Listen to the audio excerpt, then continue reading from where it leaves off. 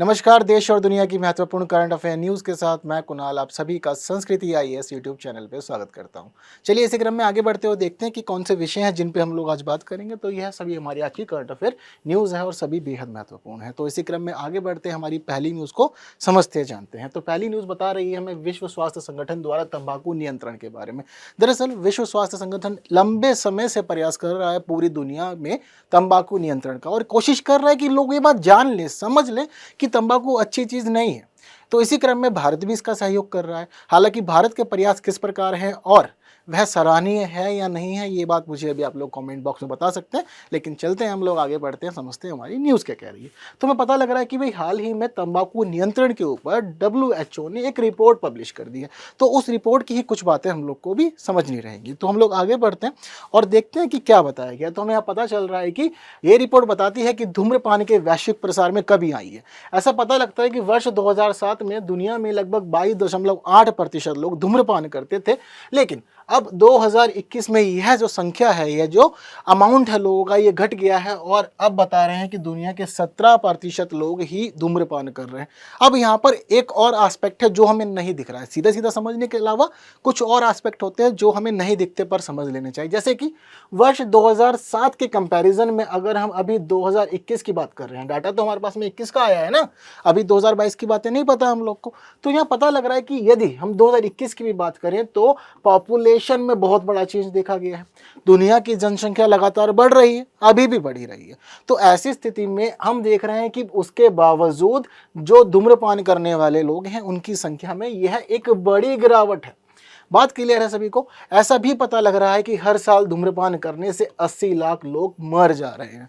ये आंकड़ा WHO के द्वारा दिया गया है। और आप लोग इस डाटा को, इस पूरी रिपोर्ट को कहाँ यूज़ कर सकते हैं? अपने एसेज में यूज़ कर सकते हैं, या फिर इसके अलावा एनवायरनमेंट हो गया, पॉल्यूशन हो गया और हेल्थ जो भी मामला है, उन सभी चीज़ों में आप लोग इस डाटा को, इस रिपोर्ट को यूज़ कर सकते हैं। हमें यहाँ पर यह भी पता लग रहा है कि हर साल 13 लाख लोग ऐसे हैं जो सेकेंड हैंड धूम्रपान से मर जाते हैं। सेकेंड हैंड स्मोकिंग जिसको बोलते हैं, उससे भी एक बड़ी संख्या में लोग मर रहे हैं।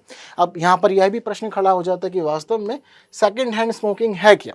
तो ऐसी स्थिति में आप लोग ये जान लीजिए कि यदि आप स्मोकिंग नहीं करते, लेकिन फिर भी हमेशा यह बताया जाता है कि आप भी स्मोकिंग की वजह से जो धुआं निकल रहा है उससे मर सकते हैं। कैसे? आप कहीं बैठे हुए हैं, आपका कोई मित्र है या आपके कोई परिवार में आपका कोई माता पिता है या कोई साथी है, तो अगर आप उसके पास बैठे हैं और वह धूम्रपान कर रहा है, तो ऐसी स्थिति में वहाँ जो धुआं निकलेगा, आप सांस के माध्यम से तो उसको खींचेंगे ही, और जब वह आपके फेफड़ों तक पहुँचेगा तो वहाँ पे डैमेज का कार्य करेगा। तो वही बात ये बता रहे हैं कि ऐसा नहीं है कि जो लोग धूम्रपान कर रहे हैं सिर्फ वही मरेंगे। अगर कोई व्यक्ति धूम्रपान कर रहा है और आप उसके आसपास हैं, तो बिल्कुल आपके भी चांसेस हैं कि आप प्राण छोड़ सकते हैं। बात क्लियर है? ओके। तो ये भी एक बड़ी संख्या हमें यहाँ पर देखने को मिल रही है। हालांकि पता लग रहा है कि भाई WHO चाहता है कि दुनिया में तंबाकू जो स्मोकिंग हो रही है, तंबाकू का जो यूज़ हो रहा है, उसको कंट्रोल किया जाए। तो उसने एक प्रोग्राम शुरू किया हुआ है जिसको एमपावर कहते हैं। अब एमपावर का मतलब हम लोग समझते हैं कि जो मेन एमपावर है उसका मतलब तो होता है सशक्त करना, मजबूत करना, लेकिन यह एमपावर है। तो यह एक प्रोग्राम है, इसमें 6 तरह के उपाय बताए गए हैं जिनको अपनाकर कोई भी देश अपने लोगों को तंबाकू से मुक्त कर सकता है। तो क्या क्या है वह प्रोग्राम और क्या क्या चीज़ें हम लोग समझते हैं, लेकिन हमें यहाँ पर यह भी पता लग रहा है कि इस कार्यक्रम का प्रयोग करके, इन उपायों को अपना के दुनिया में लगभग 30 करोड़ से ज़्यादा लोग ऐसे हैं जिन्होंने धूम्रपान को या तंबाकू के उपयोग को छोड़ दिया है। तो ये भी एक बड़ी उपलब्धि है। आप कितने लोगों की जान बचा लिए हैं, कितने लोगों को सेव कर लिए हैं इस प्रोग्राम के माध्यम से। तो पता लग रहा है कि यह जो प्रोग्राम है इसको वर्ष 2008 में शुरू किया गया था, WHO के माध्यम से शुरू किया गया था। एक कन्वेंशन हुआ था जिसको कहते हैं तंबाकू नियंत्रण पर WHO फ्रेमवर्क कन्वेंशन। ठीक, तो यह जो कन्वेंशन सम्मेलन हुआ था, इसी में सारी बात हुई। तो उसके बाद 2008 में WHO ने प्रोग्राम शुरू किया। हालांकि शुरुआत में यहाँ पर देशों की संख्या कम थी, लेकिन बाद में अब ये काफ़ी अधिक हो गई है और दुनिया के बहुत सारे देश इसमें शामिल हो गए। तो बताते हैं कि 6 लागत प्रभावी उपाय हैं इसके अंदर। अब हर एक उपाय का मतलब है, और जो यह नाम है, इस नाम का अलग अलग जो भी यह कैरेक्टर है, यह अलग अलग बातों को डिनोट कर रहे हैं। जैसे कि एम का मतलब है monitor tobacco use and prevention policies. तो आपको अपने देश में क्या करना है, जो लोग तंबाकू का प्रयोग कर रहे हैं उसका निरीक्षण करना है, और जो भी आपकी प्रिवेंशन पॉलिसीज है उसके निरीक्षण की बात यह कर रही है। साथ साथ पता लग रहा है कि पी का मतलब है protect people from tobacco smoke, लोगों को समझाइए कि वे तंबाकू से स्मोकिंग ना करें। इसके अलावा ओ का मतलब है offer help to quit tobacco smoking, यानी कि हम देखते हैं ना कि भारत में नशा मुक्ति केंद्र भी बनाए गए हैं, तो कहीं ना कहीं यह भी इस क्षेत्र में एक सराहनीय प्रयास है। और साथ साथ हम लोगों को बताते हैं ना, जैसे सिगरेट के बॉक्स हो गए या कोई और टबैको पैकेट है, उस पर लिखा होता है कि यह स्वास्थ्य के लिए हानिकारक है, आपकी जान भी जा सकती है। तो ठीक वही बात कह रहे हैं कि आप लोगों का समर्थन कीजिए, उनको समझाइए कि किस प्रकार से वह छोड़ सकते हैं तंबाकू को। ठीक, डब्ल्यू का मतलब है warn about the dangerous of tobaccos. तो हम लोग पैकेट वगैरह पे जो भी प्रोग्राम चलाते हैं या आप कभी मूवीज़ देखिए तो उनको क्या दिखेगा, वहाँ पे एक ऐड चल रहा होगा कि तंबाकू सेवन स्वास्थ्य के लिए हानिकारक है, तो उसी प्रकार से आप उसको चेतावनी दे रहे हैं। ई का मतलब होता है enforce ban on tobacco advertising, promotion and sponsorship. ठीक, ये भी जिम्मेदारी इसमें दी गई। इसके अलावा raise taxes on tobacco products. ठीक, तो यह पूरा का पूरा प्रोग्राम 6 भागों में डिवाइडेड है। डब्ल्यूएचओ कहता है कि आप इसका प्रयोग करके अपने देश के लोगों को तंबाकू से मुक्त करा सकते हैं। ठीक है, आगे हम लोग बढ़ते हैं तो हमें पता लगता है कि शुरुआत में जब 2008 में प्रोग्राम शुरू हुआ था तो 44 देश इसमें शामिल थे, लेकिन 2022 तक इनकी संख्या बढ़कर 151 हो गई है। ठीक है, बताते हैं बात यहाँ पर यह भी है कि दुनिया के 4 देश ऐसे हैं जो इसके तहत सभी उपायों को अपना चुके हैं और देश में लागू कर चुके हैं। कौन कौन से हैं वे देश?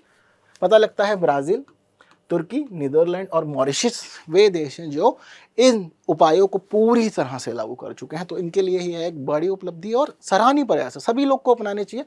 हम लोग तो चाहते हैं कि भारत भी इस कैटेगरी में शामिल हो और हम चाहते हैं कि 5वां देश वह यहाँ पे बन जाए। ज़रूरी है, भारत में अगर हम स्थिति देखें तो बहुत बड़ी संख्या में लोग तंबाकू का प्रयोग कर रहे हैं। हमारे जो एक्टर लोग हैं ना, वो सब भी आते हैं। हम लोग देख रहे हैं ना आजकल विमल, जुमा केसरी इत्यादि इत्यादि सभी प्रोडक्ट चल रहे हैं और एक्टर्स खुद प्रमोट कर रहे हैं, जबकि लोग उनको आइडल मानते हैं, उनसे इंस्पिरेशन लेते हैं। बट इस तरह की बातों का, इस तरह के उत्पादों का प्रचार करना कहीं ना कहीं एक गलत धारणा है। आप लोग का क्या मानना है और यह समाज को किस प्रकार से प्रभावित करता है? कमेंट कीजिए ना, मैं रेगुलर पढ़ रहा हूँ आप लोग के कमेंट। ठीक है, और जवाब भी दूंगा आप लोग को। ठीक है, तो इस प्रकार से भारत में स्थिति देख रहे हैं। हालांकि भारत निरंतर प्रयास कर रहा है अलग अलग तरह से, जैसे कि पैकेट्स पे हम लोग एक बड़ी स्वास्थ्य चेतावनी पब्लिश कर रहे हैं आजकल, लोग समझे ताकि, बट कहीं ना कहीं हम लोग उसको बैन करने में पीछे हैं। यदि स्वास्थ्य के लिए हानिकारक है तो हम इसको बैन भी तो कर सकते हैं ना। लेकिन भारत में तंबाकू बैन नहीं, सब जगह बिक रहा है, छोटी छोटी दुकानों पे बिक रहा है और बाकी और जगह पर भी। ठीक है, हालांकि बताते हैं कि 85% सिगरेट पैकों पर आगे और पीछे दोनों तरफ स्वास्थ्य चेतावनियां भी दी जा रही। इसके अलावा पता लग रहा है कि आकार के मामले में भारत दुनिया के शीर्ष 10 देशों की सूची में शामिल है, यानी कि भारत इतना बड़ा एडवर्टाइज कर रहा है इसको कि दुनिया के 10 देशों में वो शामिल हो गया है। तो अच्छी बात है वैसे, लेकिन और भी अच्छे कदम उठाए जाएं तो ज़्यादा बेहतर रहेगा। हमें पता लग रहा है कि भारत सरकार ने थोड़े दिन पहले ही ई सिगरेट की बिक्री को पूरी तरह से बैन भी कर दिया था। ठीक है, इसके अलावा पता लग रहा है कि भाई भारत सरकार के कुछ नियम कहते हैं ऐसा कि अगर स्वास्थ्य सुविधाएं जहाँ पर मिल रही है, हॉस्पिटल वगैरह है या फिर शैक्षणिक संस्थान है, स्कूल कॉलेज वगैरह, या फिर कोई पब्लिक प्लेस है, तो ऐसी जगह पे आप स्मोकिंग नहीं करेंगे। क्योंकि हमने पढ़ा ना भी सेकंड हैंड स्मोकिंग के बारे में, तो गवर्नमेंट ये भी कहती है कि आप ऐसी जगह पे स्मोकिंग नहीं करेंगे जहाँ और भी लोग हैं और उनके स्वास्थ्य के लिए आप खतरा उत्पन्न कर दे। तो इसके ऊपर केवल यह प्रतिबंध ही नहीं लगाया गया, साथ साथ यहाँ पर यह भी बताया गया कि यदि आप उल्लंघन करेंगे तो जुर्माना भी आपसे वसूला जाएगा, आप जेल भी जा सकते हैं। और इस रिपोर्ट में बेंगलुरु का खास मेंशन किया गया, बताया गया है कि बेंगलोर के लोग इस मामले में काफ़ी सजग हैं और तंबाकू नियंत्रण के बहुत अच्छे प्रयास बेंगलोर में लोगों के द्वारा किए गए हैं। बात सभी को क्लियर है? तो एक महत्वपूर्ण न्यूज़ हम लोग के लिए है जिस पर हम लोगों ने बात कर लिया है। इसी क्रम में ज़रूरी है कि आगे बढ़ें। जो प्रश्न आपसे पूछे गए उनको कमेंट करना ना भूलें। अगली न्यूज़ हमारे पास जो है वह बता रही है लीगल टेंडर के बारे में। चर्चाओं में क्यों आया है लीगल टेंडर? तो आज श्रीलंका का जो रिजर्व बैंक है उसने एक नोटिफिकेशन जारी कर दिया और नोटिफिकेशन जारी करते हुए उसने यह कहा कि अब श्रीलंका की भूमि पर भारतीय रुपया लीगल टेंडर नहीं है, सिर्फ डोमेस्टिक जो भी आप लोग खरीद बिक्री करना चाहते हैं उसके लिए। तो एक बड़ी न्यूज़ आई है। अभी थोड़े दिन पहले हम लोग पढ़ रहे थे कि भाई श्रीलंका के राष्ट्रपति जो हैं वह भारत आए थे, इन्होंने बातचीत करी, वह वापस गए और श्रीलंका के बैंक ने यह नोटिफिकेशन जारी कर दिया। तो हमारे लिए तो महत्वपूर्ण हो गया है, क्योंकि कहीं ना कहीं जो एक व्यवहार होता है ना दो देशों के बीच, वो प्रभावित होता है इन चीज़ों से। और यदि व्यवहार प्रभावित होगा तो आप कोई चीज़ रोकेंगे, फिर हम कोई चीज़ रोकेंगे, तो वो फिर देखा जाता है कि समस्या उत्पन्न हो जाती है दोनों ही तरफ से। लेकिन इससे संबंधित बातों में हमें पता लग रहा है कि यहाँ जो श्रीलंका का नोटिफिकेशन आया है बैंक की तरफ से, उसमें बताया गया है कि आप घरेलू विनिमय में भारतीय करेंसी का प्रयोग नहीं करेंगे। यानी कि हम देखते हैं कि हमारा पड़ोसी देश है, तो भारत के बहुत सारे लोग जर्नली जाते रहते हैं श्रीलंका घूमने के लिए, तो वह सोचते हैं कि उसको हम लोग श्रीलंकन रुपीज़ में कन्वर्ट ना करें और इंडियन रुपीज़ में ही जब हो सकती है सभी पॉसिबल एक्सचेंज तो हम कर लें, क्या ही परेशानी है। तो वही बात हमें यहाँ पता लग रही है। तो उसने कहा है कि आप घरेलू जो भी विनिमय है उसमें तो प्रयोग नहीं करते।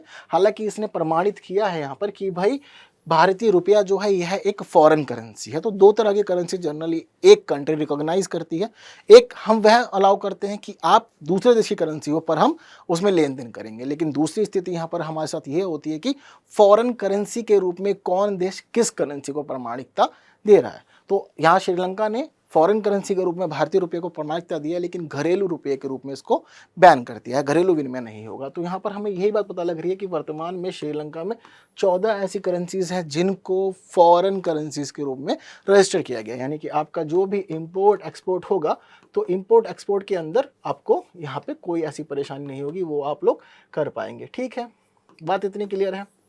तो इसी के साथ हमें यहाँ पर यही पता लग रहा है कि श्रीलंका और उसके निवासियों के बीच अब कोई भी लेन देन जो है वह भारतीय रुपये में नहीं हो सकता और उनको सिर्फ श्रीलंकाई रुपया ही प्रयोग करना होगा। पता लग रहा है कि अगस्त 2022 में श्रीलंका ने भारतीय रुपये को फॉरेन करेंसी के रूप में मान्यता दी थी, लेकिन अभी हम लोग को यह पता चल रहा है कि भारतीय रुपये की घरेलू जो उपयोग हो रहा था उसको यहाँ रोक दिया गया है।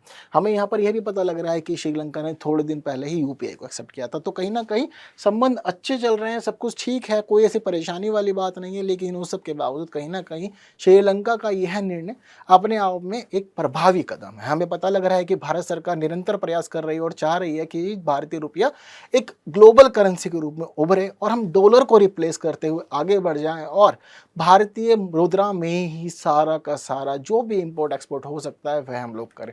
तो कहीं ना कहीं यह कदम भारत की जो आर्थिक निर्णय है उनको प्रभावित करेगा। बात क्लियर है। हालांकि हम लोग देखते हैं कि अभी भारत सरकार इसके संबंध में क्या ही निर्णय लेगी, पर न्यूज़ महत्वपूर्ण है और आपसे किसी भी एग्जाम में यह पूछी जा सकती है, प्री में भी। और यदि आप लोग कहीं पे मेंस आंसर लिख रहे हैं और उसमें आपको श्रीलंका की कोई बात करनी है तो एक नेगेटिव पक्ष के रूप में हम इसको शामिल कर सकते हैं। हालांकि पॉजिटिव पक्ष भी यहाँ पर बताया ना, यूपीआई एक्सपेक्ट किया है इन लोगों ने, फॉरेन करेंसी के रूप में मान्यता दे दी है, तो इन चीज़ों को भी शामिल करना है। हमेशा एक बैलेंस्ड आंसर लिखने का प्रयास करें। आपकी क्या राय है इसके ऊपर मुझे ज़रूर बताएं। आगे बढ़ जाते हैं और तीसरी न्यूज़ देखते हैं। यह भी आज की न्यूज़ है। बता रहे हैं कि भाई इंडियन गवर्नमेंट ने एक नोटिफिकेशन रिलीज़ किया और नोटिफिकेशन रिलीज़ करते हुए उसने कहा है कि HSN श्रेणी में 8741 जो कैटेगरी है, इसका मतलब होता है नामकरण की हार्मोनलाइज्ड प्रणाली।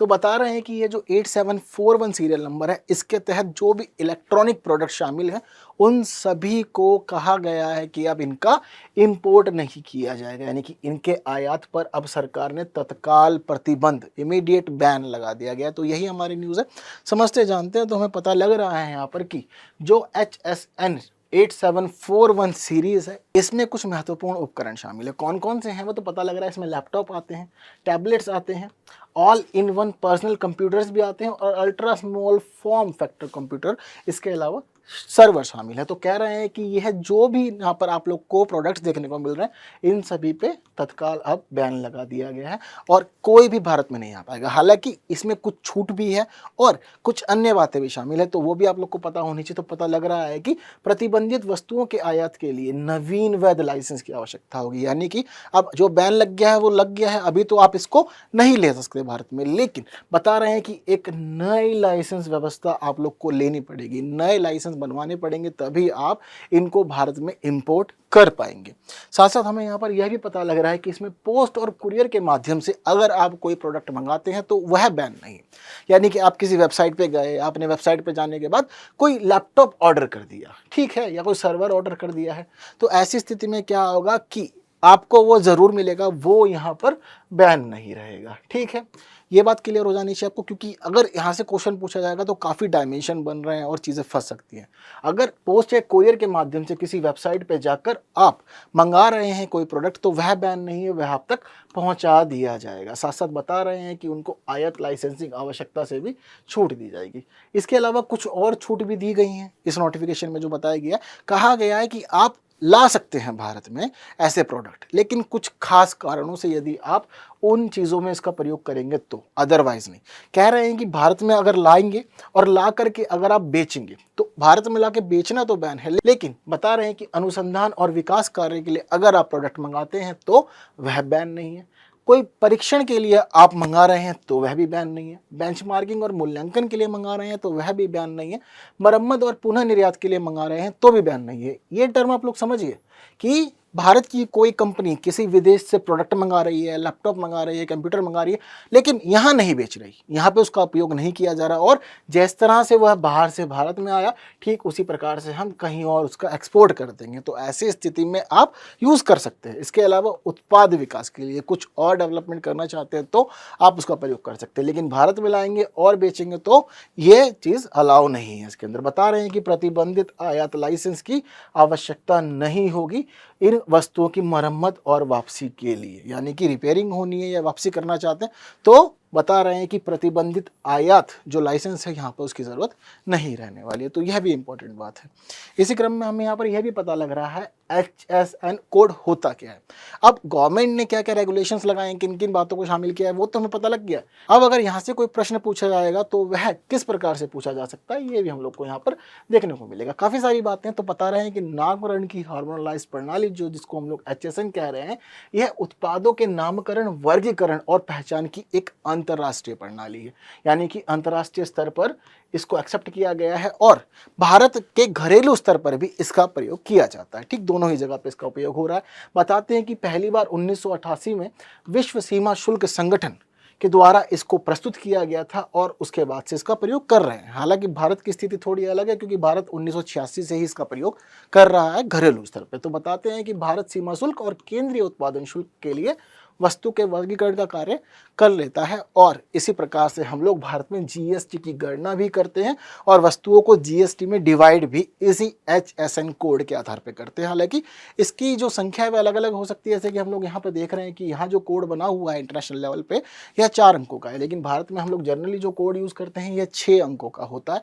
हमें पता लग रहा है कि भारत में एक नियम है और नियम में यह निर्धारित किया गया है कि 5 करोड़ रुपए और उससे अधिक का जो भी टर्नओवर होगा उन सभी कंपनीज के लिए अपने HSN या टैरिफ कोड को मेंशन करना ज़रूरी है, जो 6 अंकों का होगा। कहाँ मेंशन करना ज़रूरी है, तो बता रहे हैं कि व्यवसायों के जो चालान होते हैं, जो रिसिप्ट्स वगैरह होती है, उन पे इसको मेंशन करना ज़रूरी है। बात क्लियर है।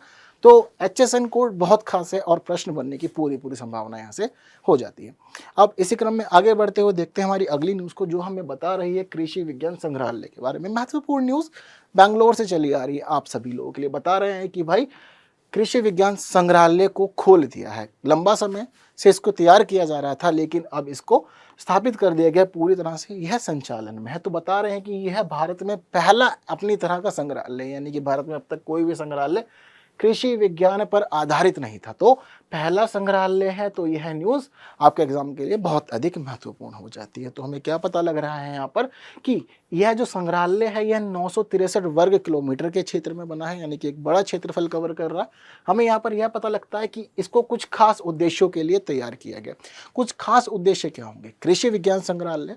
तो आप लोग समझिए कि हम कोई भी संग्रहालय क्यों बनाते हैं। सपोज कीजिए कि हमने कोई ऐतिहासिक संग्रहालय बनाया या हमने संग्रहालय को नाम दे दिया स्वतंत्रता संग्राम संग्रहालय। अब उसमें क्या बातें बताई जाएंगी? एग्जैक्टली आप ठीक बोल रहे हैं। तो उसमें बताई जाएंगी जो बातें वह स्वतंत्रता संग्राम से, हमारे स्वतंत्रता सेनानियों से, उनके संघर्ष से, उनके बलिदान से संबंधित होगी और सभी बातें वहाँ पर दर्शाई जाएंगी, हमें बताई जाएंगी। संग्रहालय क्यों बनाए जाते हैं? म्यूजियम का मतलब होता है कि वह चीज़ें जो आपके लिए जानना ज़रूरी हैं लेकिन पुरानी हो गई हैं, लेकिन उनको संजोते हुए आप लोग को दिखाया जाएगा और आपको उससे रूबरू कराया जाएगा। संग्रहालय इसीलिए बनाया जाता है। तो ठीक उन्हीं उद्देश्यों के लिए यह कृषि विज्ञान संग्रहालय बनाया गया। हमारे जो लोग हैं, जो विशेषज्ञ हैं, वह मानते हैं कि आज की जो नई पीढ़ी है वह नई पीढ़ी इन सभी चीज़ों से परिचित नहीं है। वह नहीं जानती कि पारंपरिक कृषि विज्ञान क्या है, कृषि में पहले किन किन विधियों का प्रयोग किया जाता है और कौन कौन से अब आधुनिक तरीके भी हम लोगों ने अपना लिए हैं। तो किस प्रकार से ट्रांजिशन हुआ, चीज़ें बदली, लोग नहीं जानते, पर जनवाना ज़रूरी है। तो इसीलिए उन्होंने चाहा है कि जो हमारे स्टूडेंट्स हैं और जो जनरल पब्लिक है, उन सभी के लिए यह म्यूज़ियम हमेशा खुला रहेगा और वे लोग आकर के अपने ज्ञानवर्धन कार्य कर सकते हैं और भारत के कृषि विज्ञान को जान समझ सकते हैं। बताया गया है कि भाई यहाँ पर पारंपरिक कृषि विधियों को बढ़िया से दिखाया गया है और उस ज्ञान को यहाँ पर साझा किया जा रहा है। इसके साथ ही पता लग रहा है कृषि का जीवंत मॉडल यहाँ पे देखने को मिलेगा और कृषि के पूरे इतिहास पे यहाँ पर अलग अलग कमरों को प्रेजेंट किया जाएगा। साथ साथ ये भी बताया गया है कि मृदा विज्ञान, क्योंकि ज़रूरी है ना कृषि करने के लिए आपको मृदा की जानकारी हो, उसमें कौन कौन से पदार्थ हैं, कौन कौन से पदार्थ उपलब्ध नहीं है, ये जानकारी होगी तो फसल आप अच्छे से उगा पाएंगे। तो कह रहे हैं कि इस संग्रहालय में मृदा विज्ञान को शामिल किया गया है, साथ साथ फसल चक्र पर जो भी मॉडल है उसको भी दर्शाया गया है। बात क्लियर है। और ऐतिहासिक पद्धतियां जो भी हैं कृषि की, साथ साथ में प्रगति के जो भी प्रदर्शित कर सकते हैं उन सभी को दिखाया जाएगा। इसके साथ ही हम लोग को यहाँ पर यह भी पता लग रहा है कि यहाँ इस म्यूजियम में माध्यमिक कृषि, मुर्गी पालन और पशुपालन के भी अलग अलग खंडों को शामिल किया गया, यानी कि सिर्फ और सिर्फ यह संग्रहालय कृषि पे केंद्रित नहीं है। आपको यहाँ मुर्गी पालन भी देखने को मिलेगा, पशुपालन भी देखने को मिलेगा और उसकी जो पारंपरिक विधियां हैं, रीति रिवाज हैं, उसका विकास है, आप यहाँ देख पाएंगे। पता लग रहा है कि इस संग्रहालय को 1.5 करोड़ रुपए की लागत से तैयार किया गया था और बनने में 10 वर्षों का समय लगा है। तो एक लंबा समय बीतने के बाद अब हमें यह संग्रहालय देखने को मिल रहा है। तो यदि आप बेंगलोर में रह रहे हैं तो बिल्कुल ज़रूर जाइएगा यहाँ पे।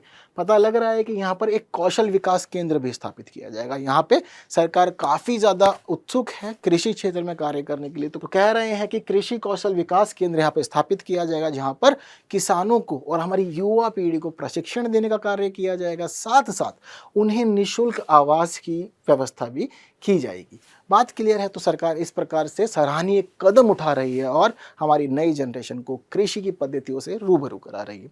तो महत्वपूर्ण खबर है। इसी क्रम में ज़रूरी है कि आगे बढ़ जाएं और देखें हमारी अगली न्यूज़ को, जो हमें बता रही है खान और खनिज संशोधन विधेयक 2023 के बारे में। तो यह विधेयक जो है यह पारित हो गया है संसद में, इसी वजह से हमें यह पढ़ने को मिल रहा है। तो हमें पता चलता है कि अब यह विधेयक जो पारित हुआ है यह रिप्लेस कर रहा है किसको? खान और खनिज विकास और विनियमन अधिनियम 1957 को। मुख्य रूप से यह अधिनियम मूल रूप से 1957 में बनाया गया था। अब इसमें यह नवीन संशोधन किया गया है, तो कुछ नई बातों को इसमें शामिल कर रहा है। बताते हैं कि अब इस संशोधन के माध्यम से इसमें जो अनुसूची 1 है उसमें एक भाग बी भी है। तो अनुसूची 1 के अंदर बताते हैं कि 12 परमाणु खनिजों की एक सूची रहा करती थी, लेकिन अब सरकार ने निर्णय लिया है कि जो यह 12 परमाणु खनिजों की सूची है इसमें से 6 को कहा है कि इनको यहाँ से रिलीव करने की ज़रूरत है। क्यों? क्योंकि इन 12 के 12 परमाणु खनिजों पे विशेष रिस्ट्रिक्शंस लगाए गए हैं और उन रिस्ट्रिक्शंस में से एक खास रिस्ट्रिक्शंस यह भी है कि सिर्फ जो भी उत्खनन का कार्य होगा, खोज का कार्य होगा, सिर्फ सरकार करेगी, निजी क्षेत्र इस तरह आगे नहीं बढ़ेगा। हम लोग देख रहे हैं कि मोदी सरकार लगातार आगे बढ़ रही है और चाहती है अलग अलग क्षेत्रों को प्राइवेटाइज किया जाए ताकि उत्पादन बढ़ सके, उसकी क्षमता बढ़ सके और भारत के लिए नए नए अवसर खुल सके। तो इस प्रकार उन्होंने क्या किया कि यहाँ जो 12 परमाणु खनिज थे उनमें से 6 को इस सूची से बाहर निकाल दिया। किस किस को बाहर निकाला है? लिथियम युक्त खनिज को, टाइटेनियम युक्त खनिज को, आयस्क को, बोरियल एवं अन्य बोरियल युक्त खनिज को, नायोबियम और टेंटेलम युक्त खनिज को और जिरकोइयम युक्त खनिज को। तो इन सभी को अब इस कैटेगरी से बाहर निकाल दिया गया है। अब इसके कुछ लाभ होंगे। क्यों निकाला गया? तो कुछ ना कुछ लाभों से निकाला गया होगा, कुछ उद्देश्यों की पूर्ति के लिए निकाला गया होगा ना। तो हमें पता लग रहा है कि सरकार चाहती है कि अब इनके लिए जो विशेष लाइसेंस है, जो इनके उत्खनन के परमिट हैं, उनको जारी किया जाए। अगर आप लोग न्यूज़ देखने जाएंगे तो आपको पता लगेगा कि भारत में इलीगल माइनिंग बहुत ज़्यादा होती है। भारत सरकार लगातार प्रयास कर रही है बट इलीगल माइनिंग रुक नहीं रही है। तो इन चीज़ों की जो इलीगल माइनिंग होती है कहीं ना कहीं अब उसको रोका जाएगा। हम कहेंगे कि गवर्नमेंट के अधीन नहीं रहेगा सब कुछ, अब प्राइवेट सेक्टर्स भी संभालेंगे। तो जिसको अब इसका ठेका दे दिया गया है, इसको पट्टे पे दिया गया या लाइसेंस जारी कर दिया गया, उस निजी कंपनी के रेगुलेशन में आ जाएगा। तो सिर्फ वही संचालन करेगा और जिससे हमें अच्छा रिवेन्यू मिलेगा, साथ साथ उत्खनन के कार्य अच्छे होंगे और नए नए अवसर भी भारत के लिए खुल जाएंगे। साथ साथ यहाँ पे यह भी पता लग रहा है कि अब निजी क्षेत्र के अवसर बहुत अधिक बढ़ा दिए गए। कह रहे हैं कि सोना, चांदी, तांबा, जिंक, सीसा, निकेल, कोबाल्ट, प्लेटिनम, जो भी यह समूह है पूरा का पूरा खनिजों का और जो गहन खनिज है, कह रहे हैं कि जैसे कि हीरा, इन सभी को अब प्राइवेटाइज कर देंगे, यानी कि अब हम लोग देंगे पट्टे पे, कॉन्ट्रैक्ट पे देंगे, प्राइवेट कंपनीज को बोलेंगे कि आप यहाँ पे उत्खनन कार्य करो और जितना भी अधिक से अधिक मात्रा में आप इन उत्पादों को निकाल सकते हो, पदार्थों को निकाल सकते हो, निकालिए और इसका अर्थव्यवस्था में इसके माध्यम से योगदान कीजिए। बात सारी क्लियर है। तो कहीं ना कहीं यह जो नया संशोधन हुआ है यह प्राइवेटाइजेशन की तरफ महत्वपूर्ण कदम है और प्राइवेट सेक्टर्स के लिए नए नए आयामों को जोड़ दे रहा है। ठीक है, अब हम लोग आगे बढ़ते हैं हमारी अगली न्यूज़ की तरफ, जो हमें पशु चिकित्सा दवाओं पर प्रतिबंध के बारे में बता रही है। तो आज हमें पता लगा है कि भारत सरकार ने 2 दवाओं को प्रतिबंधित किया है। कौन कौन सी हैं? नाम है उनका कैटोप्रोफेन और एसिक्लोफेनाक। तो इन दोनों दवाओं के लिए बोल दिया है कि ना तो कोई इनका निर्माण करेगा, इनकी बिक्री करेगा और ना ही इनका वितरण करेगा, आप कुछ भी नहीं करेंगे। बात सारी क्लियर है आप लोग को। तो अब समझना है कि यहाँ पे भारत सरकार ने बैन क्यों किया है, इसके पीछे क्या कारण से। तो पता लग रहा है कि ऐसा माना जा रहा है कि ये जो दवाएं हैं पशुओं के स्वास्थ्य के लिए हानिकारक है। अब बताते हैं कि दवा कैसे हानिकारक, दवा तो अच्छी होती है ना, तो हानिकारक क्यों? हानिकारक इसलिए है क्योंकि अगर किसी पशु को यह दवा दी जाए तो ऐसी स्थिति में जब वो मर जाएगा और उसके मरने के बाद कोई दूसरा जीव उसको खा लेगा तो पहले वाले को तो परेशानी नहीं है, लेकिन जो दूसरा उसको खाएगा उसको परेशानी हो सकती है। क्यों? क्योंकि बताते हैं कि उसके शरीर में इन्फेक्शन हो जाता है जिसके बाद वह भी मर जाता है। तो एक समस्या वाली बात है। तो सरकार ने कहा कि इससे जो हमारा पारिस्थितिक तंत्र है वह क्षतिग्रस्त हो रहा है, उसको नुकसान हो रहा है, इसीलिए ज़रूरी है कि इन दोनों को बैन कर दिया जाए। ऐसा कोई नया निर्णय नहीं है, भारत सरकार पहले भी ऐसे निर्णय देती रही है।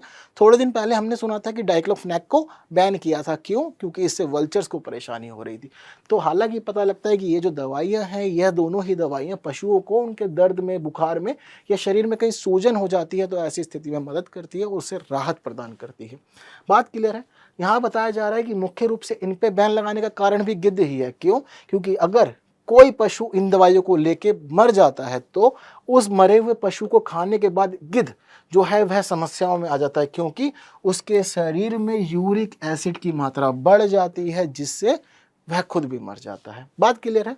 इसी वजह से थोड़े दिन पहले डाइक्लोफेनाक को बैन कर दिया गया था। हालांकि जब डाइक्लोफेनाक को बैन किया गया था तो उसके ही स्थान पर मेडिसिन के रूप में क्रोटोप्रोफेन और एसिक्लोफेनाक को यूज़ किया जा रहा था, लेकिन इसके इफेक्ट भी सेम ही हमें देखने को मिल रहे हैं। बात इतनी क्लियर है सभी को। तो इसी प्रकार अब यह न्यूज़ हम लोग के सामने आई है और बात क्लियर हुई है। तो बता रहे हैं कि इन दवाओं का जो व्यापक उपयोग है वह उत्तर प्रदेश, हरियाणा और पंजाब जैसे कई क्षेत्रों में किया जा रहा है, जिसकी वजह से एक पशु तो ठीक हो पा रहा है, लेकिन कहीं ना कहीं जो हमारा पारिस्थितिकी तंत्र है, जो सर्कल बना हुआ है, वो अफेक्ट हो रहा है। ठीक है, तो इसी क्रम में आज की न्यूज़ में इतना ही। आज की न्यूज़ से संबंधित जो भी महत्वपूर्ण बातें थी वह सभी बातें हम लोगों ने कर ली है। तो फिर मिलेंगे अगले वीडियो में, फिर कुछ नई बातों को करेंगे, जानेंगे, समझेंगे और ऐसे ही ज्ञानवर्धन करते रहेंगे। Thank you so much.